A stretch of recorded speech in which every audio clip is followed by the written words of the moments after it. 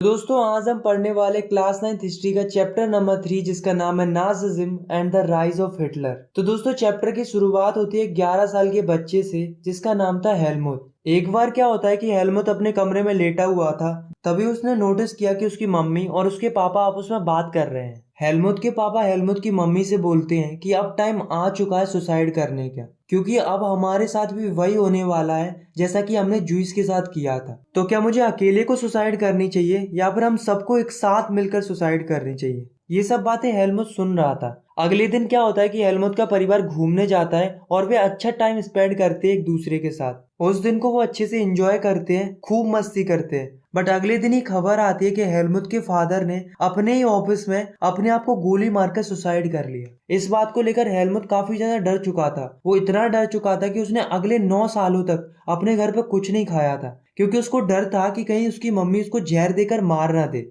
अब दोस्तों आपके दिमाग में अभी कई सारे सवाल उठ रहे होंगे कि आखिर हेलमुथ के पापा को ऐसा क्या डर था जिसकी वजह से उनको सुसाइड करनी पड़ी। आखिर ऐसी क्या सिचुएशन रही होगी उनके सामने। अगर हमें ये सब जानना है तो उसके लिए हमें जाना होगा फ्लैशबैक में। तो चलिए चलते हैं 1914 में।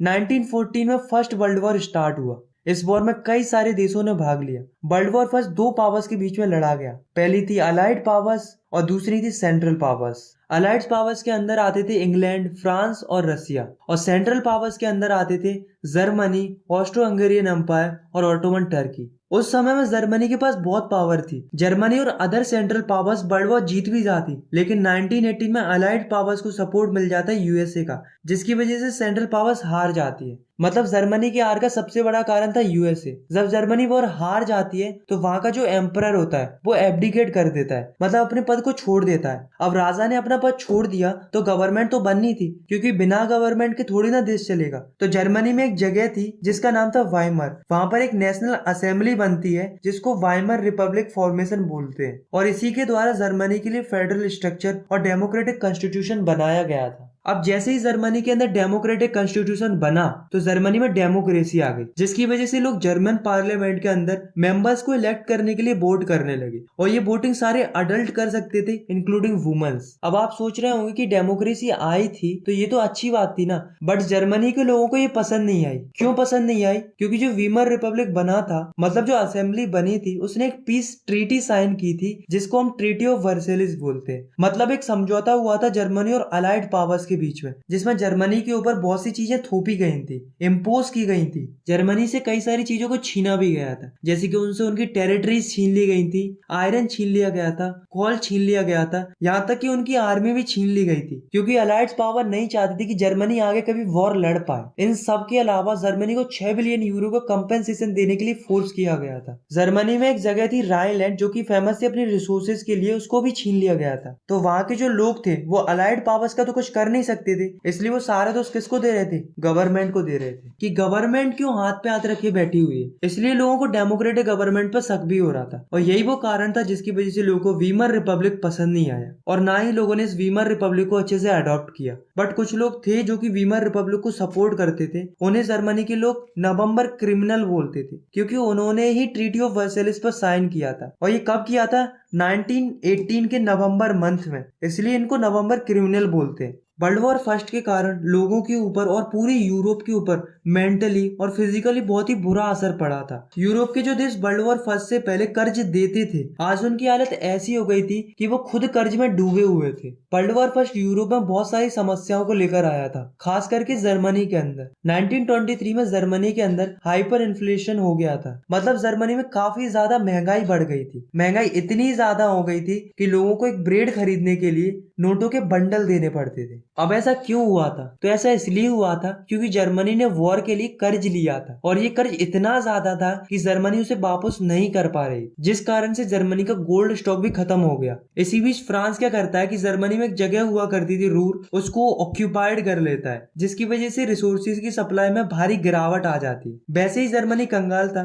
रूर के छिन जाने के बाद वो और भी ज्यादा कंगाल हो जाता है। तो इससे बचने के लिए वहां की जो गवर्नमेंट थी वो अंधाधुंध करेंसी छापना शुरू कर देती है, जिससे करेंसी की वैल्यू गिर जाती है और चीजों के दाम आसमान छूने लगते हैं। करेंसी की ओवर प्रिंटिंग की वजह से जर्मनी के लोगों को छोटी से छोटी चीज खरीदने के लिए नोटों से भरे हुए बोरे देने पड़ते थे। और इसी सिचुएशन को हाइपर इन्फ्लेशन बोला गया है। और पता है ऐसी कठिन परिस्थिति में जर्मनी की मदद कौन करता है? अमेरिका करता है। मतलब जो वर्ल्ड वॉर फर्स्ट में जर्मनी का सबसे बड़ा दुश्मन था वो आज जर्मनी की मदद कर रहा था। यूएसए ने जर्मनी की मदद करने के लिए डाविस प्लान बनाया, जिसके तहत यूएसए जर्मनी को छोटे छोटे लोन देता था जिससे जर्मनी की स्थिति सुधर सके। और ऐसा हो भी रहा था, यूएसए की मदद से जर्मनी की स्थिति सुधर भी रही थी, सब कुछ सही चल रहा था। लेकिन 1929 में क्या होता है, यूएसए के अंदर आ जाता है ग्रेट इकोनॉमिक डिप्रेशन। और ये क्यों आता है? क्योंकि यूएसए का वॉल स्ट्रीट एक्सचेंज क्रैश हो जाता है। अब जो थोड़ा बहुत सपोर्ट मिल रहा था जर्मनी को वो भी बंद हो जाता है, क्योंकि यूएसए की खुद की हालत बदतर हो जाती है। ग्रेट इकोनॉमिक डिप्रेशन के चलते यूएसए की नेशनल इनकम आधी हो जाती है, फैक्ट्रीज बंद हो जाती है, एक्सपोर्ट रुक जाता है, लोगों के पास पैसे नहीं बचते हैं। मतलब यूएसए की भी बुरी हालत हो जाती है। यूएसए की तो होती है,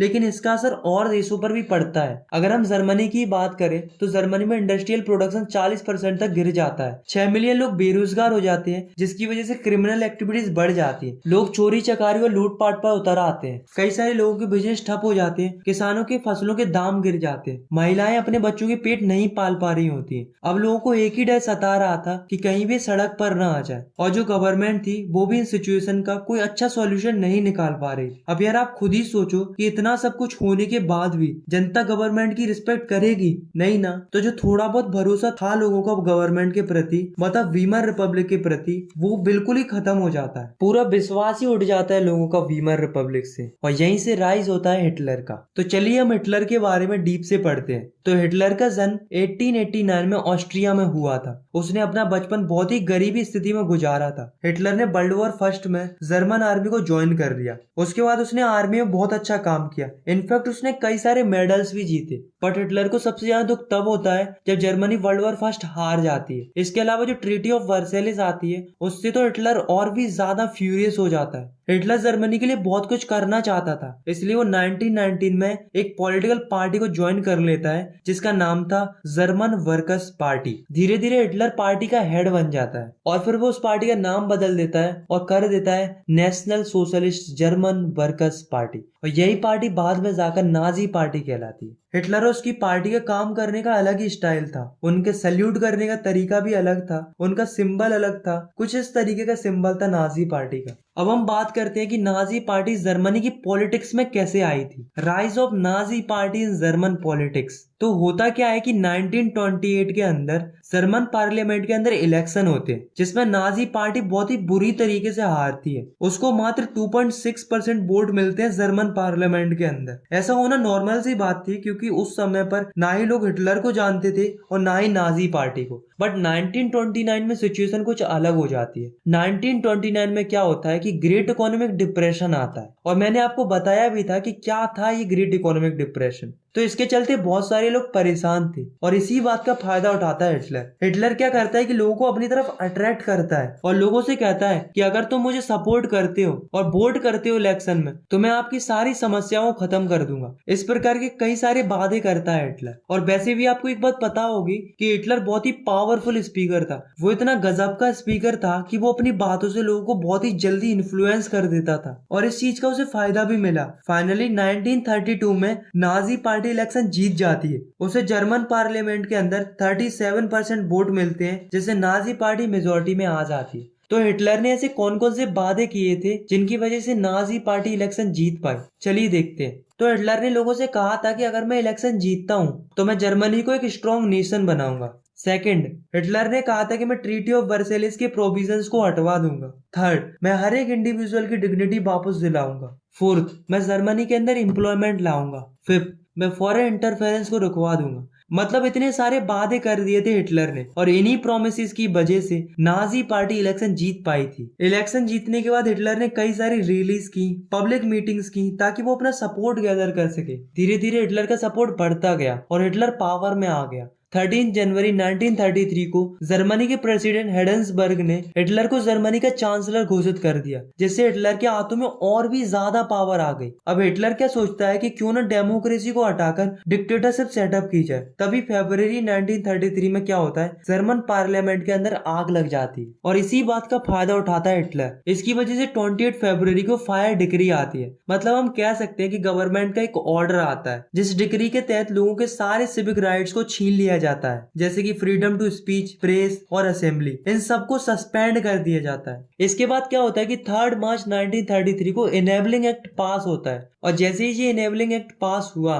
तो जर्मनी के अंदर से डेमोक्रेसी हट जाती है और डिक्टेटरशिप सेटअप हो जाती है, और यहीं से हिटलर बन जाता है डिक्टेटर। अब हिटलर के पास पूरी पावर थी, वो जो चाहे वो कर सकता था जर्मनी के अंदर। डिक्टेटर बनने के बाद हिटलर सारी पार्टीज को बैन कर देता है, केवल एक ही पार्टी बचती है जो कि थी नाजी पार्टी। मतलब जर्मनी एक सिंगल पार्टी कंट्री बन चुका था। अब दोस्तों जैसा कि हमने देखा था कि हिटलर ने कई सारे प्रोमिसेस किए थे जर्मनी की इकोनॉमी को ठीक करने के लिए, और वो उन पर काम भी करता है। वो क्या करता है कि एक इकोनॉमिस्ट को रिस्पॉन्सिबिलिटी देता है जिसका नाम था जाल्मा साचेट। हिटलर उससे कहता है कि जाओ और जर्मनी की इकोनॉमिक कंडीशन को सुधारो।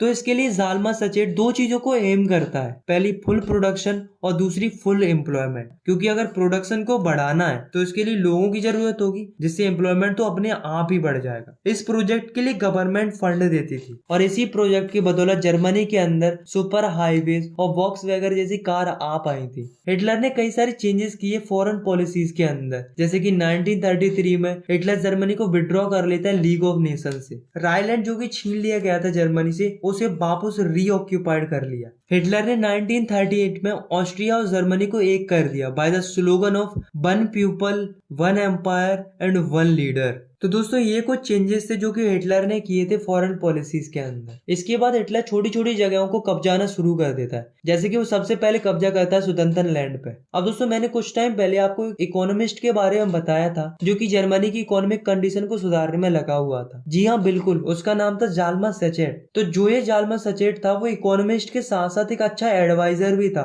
तो ये हिटलर से कहता है कि जहाँ तुम्हें देश की इकोनॉमी को इम्प्रूव करने के बारे में सोचना चाहिए, वहां तुम दूसरे देशों के साथ लड़ाई झगड़े में लगे हुए हो। तुम्हें ज्यादा पैसे खर्च नहीं करने चाहिए इन सब चीजों में। हिटलर को ये बात पसंद नहीं आई। हिटलर के मंसूबे एकदम क्लियर थे कि उसको वॉर ही लड़ना था। हिटलर का मानना ये था कि मैं अपनी कंट्री में डेवलपमेंट क्यों करूं जबकि मैं किसी और डेवलप्ड कंट्री पर कब्जा कर सकता हूं। जाल्मा साचेट को हिटलर की ये बातें पसंद नहीं आई, इसलिए वो हिटलर का सपोर्ट छोड़ देता है और वहां से चला जाता है। और जो हिटलर होता है वो इकोनॉमिक क्राइसिस को ओवरकम करने के लिए वॉर लड़ना शुरू कर देता है। ऑन 1 सितंबर 1939 जर्मनी पोलैंड पर हमला कर देती है और साथ में उस पर कब्जा भी कर लेती है। ये देखकर फ्रांस और इंग्लैंड को अच्छा लगा और वे साथ मिल जाते हैं, और यहीं से जर्मनी के साथ जंग छिड़ जाती है और यहीं से स्टार्ट हो जाता है सेकेंड वर्ल्ड वॉर। फिर सितंबर 1914 में एक ट्रिपटाइट पैक्ट साइन होता है जिसमें 2 कंट्रीज वर्ल्ड वॉर लड़ने के लिए जर्मनी के साथ आ जाती हैं, और वो कंट्रीज थी इटली और जापान। मतलब एक तरफ हो गए थे फ्रांस और इंग्लैंड और दूसरी तरफ थे जर्मनी, इटली और जापान। अब दोस्तों मैं आपको डायग्राम के थ्रू समझाता हूँ कि एग्जैक्टली क्या हुआ था वर्ल्ड वॉर सेकेंड के अंदर। जैसे मान लो ये जर्मनी है, ये इंग्लैंड है और ये सोवियत यूनियन है, मतलब रसिया है। अब दोस्तों होता क्या है कि जून 1941 में हिटलर सोवियत यूनियन पर अटैक कर देता है। ये हिटलर का बहुत ही बुरा डिसीजन था। क्यों था? क्योंकि अब जर्मनी वेस्टर्न बॉर्डर पर ब्रिटिश बॉम्बिंग को झेल रहा था और इधर ईस्टर्न बॉर्डर पर सोवियत आर्मी को। तो जो ये सोवियत आर्मी होती है वो जर्मन आर्मी को स्टेलिनग्राड पे बहुत ही बुरी तरीके से हराती। वहीं दूसरी ओर जो यूएसए था वो वर्ल्ड वॉर सेकंड लड़ना नहीं चाह रहा था, क्योंकि जो economic crisis world war first के कारण यूएसए को भुगतने पड़े थे वो उन्हें दोहराना नहीं चाहता था। इसलिए यूएसए वर्ल्ड वॉर सेकंड से दूर ही रहना चाहता था। बट यूएसए अपने आप को रोक नहीं पाता है। क्यों? क्योंकि जो जापान होता है वो ईस्ट की तरफ कंटिन्यूसली अपनी पावर एक्सपेंड करता चला जा रहा था। उसने इंडो चाइना पर भी कब्जा कर लिया था। यहाँ तक सब ठीक था, लेकिन होता क्या है कि जापान यूएसए के एक नेवल बेस पर अटैक कर देता है जिसका नाम था पर्ल हार्बर। इस बात से यूएसए को गुस्सा आ जाता है और यूएसए 8 दिसंबर 1941 को ना चाहते हुए भी वॉर में एंट्री मार देता है, और यूएसए की एंट्री के साथ ही वर्ल्ड वॉर सेकंड खत्म हो जाता है। क्योंकि एक बात तो हम सभी लोग जानते ही है कि यूएसए आज भी बहुत शक्तिशाली है और पहले भी बहुत शक्तिशाली था। वर्ल्ड वॉर सेकंड मई 1945 में 2 चीजों के साथ खत्म होता है। पहली जर्मनी की हार के साथ और दूसरी हिरोशिमा पर एटॉमिक बॉम्ब ब्लास्ट के साथ। तो दोस्तों जितनी भी तबाही मची थी उसका सबसे बड़ा कारण था हिटलर। वर्ल्ड वॉर सेकंड का कारण भी हिटलर ही था, और उसकी वजह से जो लाखों मासूम लोगों की जानें गई थी उसका कारण भी हिटलर ही था। हिटलर ने सब कुछ खो दिया था, लोगों का भरोसा, अपनी पावर, अपना देश। इसलिए वो बर्लिन के बंकर में अपने परिवार के साथ सुसाइड कर लेता है, और उनके साथ उनके प्रोपोगेंडा मिनिस्टर और गोबेल्स भी सुसाइड कर लेते हैं। और दोस्तों चैप्टर की स्टार्टिंग में मैंने आपको एक स्टोरी सुनाई थी जिसमें हेलमुथ के पापा सुसाइड कर लेते हैं। तो वो सुसाइड इसलिए करते हैं क्योंकि वो भी नाजी पार्टी के सपोर्टर थे, मतलब हिटलर के सपोर्टर थे। मई 1945 तक जर्मनी सरेंडर कर देती है और अलाइज पावर जीत जाती है। इसके बाद न्यूरेनबर्ग जर्मनी में एक इंटरनेशनल मिलिट्री ट्राइब्यूनल स्टेब्लिश होता है, मतलब एक तरीके का कोर्ट स्टेब्लिश होता है जिसमें अलाइड पावर्स जैसे कि फ्रांस, यूके, यूएसए और सोवियत यूनियन, मतलब जो भी जीते हुए देश थे, वो वॉर क्रिमिनल्स को सजा दे रहे थे। और वॉर क्रिमिनल्स कौन थे? जो नाजी पार्टी के लोग थे, मतलब जो हिटलर के सपोर्टर थे। नाजी पार्टी के लोगों ने कई सारे क्राइम किए थे, जैसे कि crime against peace, war crime, और जो सबसे बुरा वाला जो क्राइम किया था वो था क्राइम अगेंस्ट ह्यूमैनिटी। मतलब इन्होंने लाखों मासूम लोगों पर अत्याचार किया था। अत्याचार तो छोड़ो, इन्होंने तो उन्हें मार ही दिया था। नाजी पार्टी के लोगों ने वर्ल्ड वॉर 2 की आड़ में 6 मिलियन जूस को मारा था, 2 लाख जिप्सीज को मारा था, 1 लाख पुलिस सिविलियंस को मारा था और 70,000 जर्मन्स को मारा था जो कि फिजिकली और मेंटली डिसेबल्ड थे। तो इसके लिए जो इंटरनेशनल मिलिट्री ट्राइब्यूनल था उसने केवल 11 लोगों को ही मौत की सजा सुनाई, बाकी सभी लोगों को उम्र कैद की सजा सुनाई गई। इन्होंने जैसा लोगों के साथ किया था उसके कंपैरिजन में ये सजा इनके लिए बहुत ही ज्यादा कम थी। Now we talk about Nazi ideology, मतलब नाजी लोगों की आइडियोलॉजी कैसी थी। इसको हम हिटलर की आइडियोलॉजी भी कह सकते हैं क्योंकि नाजी लोग थे तो हिटलर के ही सपोर्टर। तो जो नाजी लोग थे उन्होंने सोसाइटी के अंदर रेशियल सेग्रीगेशन करके रखा था, मतलब काफी ज्यादा भेदभाव करते थे लोगों के बीच में। जर्मनी के अंदर टॉप प्रायोरिटी ऐसी लोगों को दी जाती थी जिनकी ब्लू आइज होती थी और ब्लॉन्ड हेयर होते थे। ऐसे लोगों को जर्मनी में नॉर्डिक आर्यन बोला जाता था, मतलब इनका लेवल ऑफ इम्पोर्टेंस ज्यादा होता था औरों के कंपेरिजन में, ऐसा नाजीज मानते थे।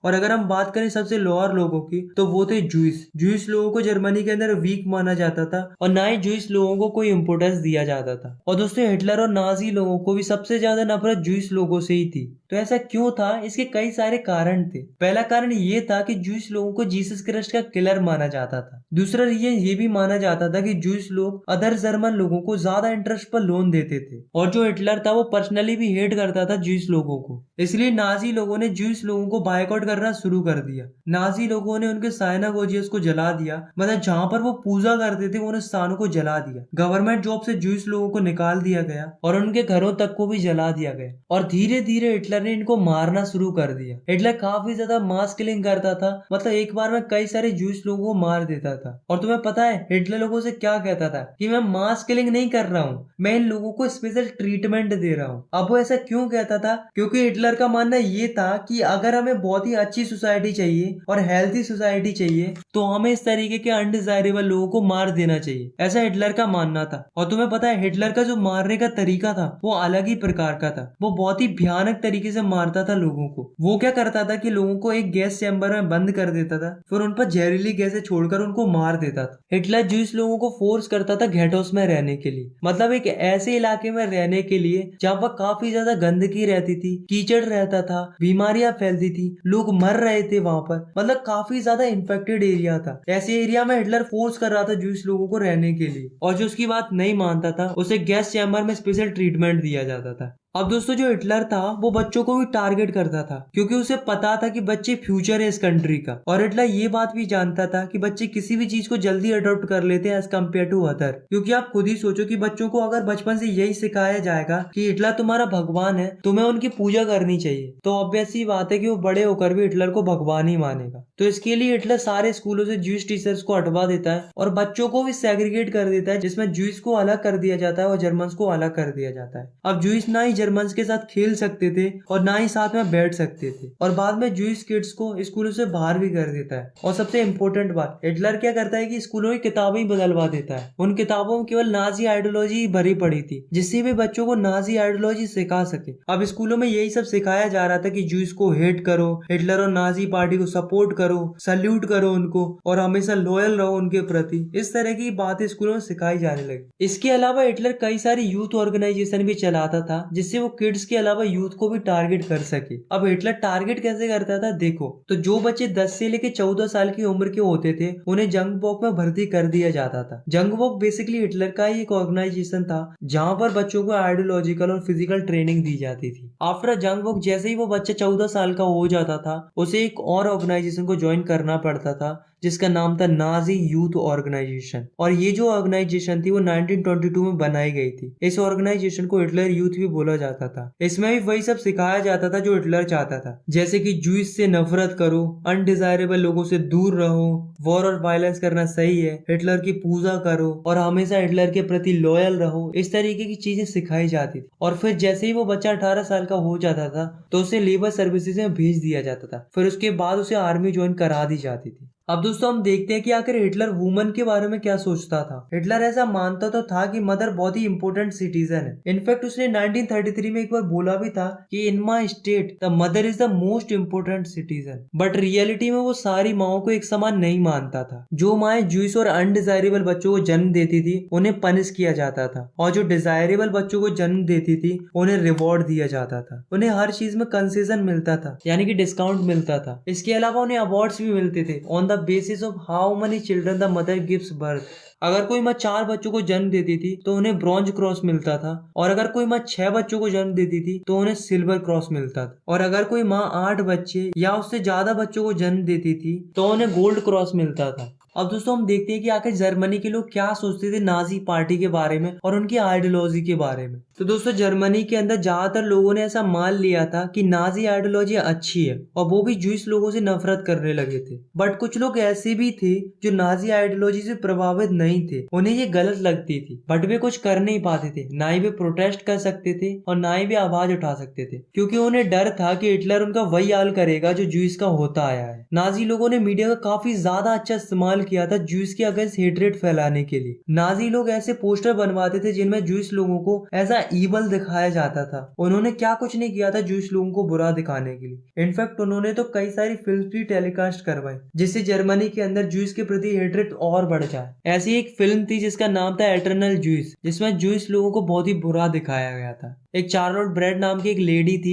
जिन्होंने एक किताब लिखी थी जिसका नाम था the reach of third dream. इस किताब में बताया गया है कि जूस लोगों को नाजी जर्मनी में कैसा लगता था, वो कैसा फील करते थे और उन पर कैसे कैसे अत्याचार होते थे। जूस लोग चाहते थे कि जो हमारे साथ हुआ है वो सारी दुनिया को पता चले, इसलिए जब वो मर रहे थे तब उन्होंने कुछ ना कुछ सुराग छोड़े थे ताकि दुनिया को भी पता चल सके कि हिटलर ने जूस लोगों के ऊपर कितना जुल्म किया था। बाद में ये सच सारी दुनिया को पता चलता है, तब हिटलर की, नाजी लोगों की और उनकी आइडियोलॉजी की बहुत ही ज्यादा बेइज्जती होती है। इनफैक्ट उनको सजा भी मिलती है। बट वही बात घूम करके आती है कि जो दर्द जूस लोगों ने झेला था और हिटलर ने इनको दिया था, उसके कंपैरिजन में इनको बहुत ही कम सजा मिली थी। आई होप आपको ये वीडियो पसंद आई होगी। अगर आपको ये वीडियो पसंद आई तो आप इस वीडियो को लाइक कर सकते हो, और चाहो तो आप इस चैनल को सब्सक्राइब भी कर सकते हो ऐसी क्लास 9 की वीडियोस आगे देखने के लिए। मिलते हैं नेक्स्ट वीडियो में, तब तक के लिए टेक केयर, बाय बाय।